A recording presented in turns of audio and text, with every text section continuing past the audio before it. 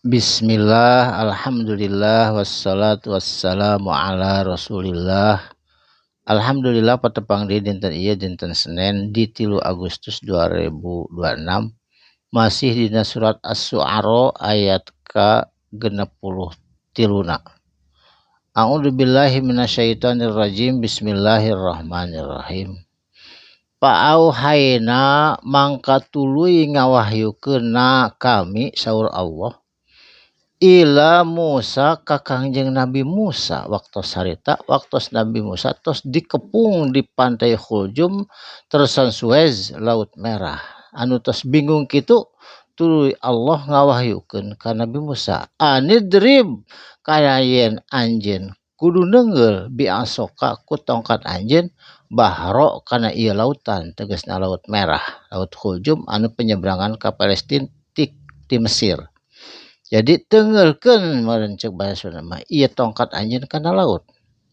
Saatosna ku Kangjeng Nabi Musa ditengelkeun itu tongkat kana laut, fangfalaqo maka terbelah laut jadi 12 belahan sesuai jeung suku Bani Israel waktu harita.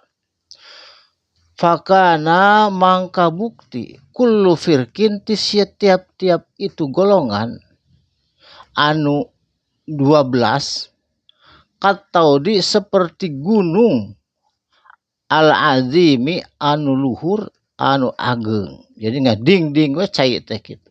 Jadi jalan anu ngemplong jiga jalan tol saterasna.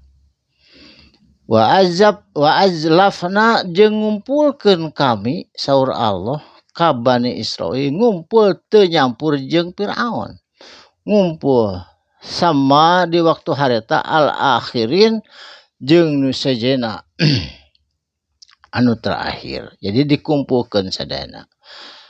Saterasna wa aljaina tuluy diselamatkeun ku kami saur Allah Musa Kangjeng Nabi Musa wa mamma'ahu jeung sahabai jalma anu nuturkeun Kangjeng Nabi Musa tegasna Bani Israil anu 60.000 urang harita.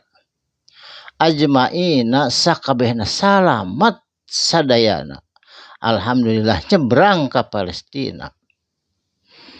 Summa tuluy agrokna diteuleumkeun ku kami saur Allah al-akhirina anu ti paneuri anu sajena atawa anu akhir nyaeta tegasna kelompok kaum Firaun anu nuturkeun Nabi Musa jeung bala tentara tos hanyat ka Palestina grek ditutup deui eta lautan sadayana rambang di tengah lautan itu bala tentarana Firaun jeung Firaun sakalian. Ngan Firaun mah ditemukeun deui jenazahna ku cendi kiaman ti Parensia ti Perancis waktu sarita sejarawan nemukeun jenazahna wungkul nu salamet dados daya nyawaan sehingga disimpan dimumikeun di Kairo atau Kairo Mesir.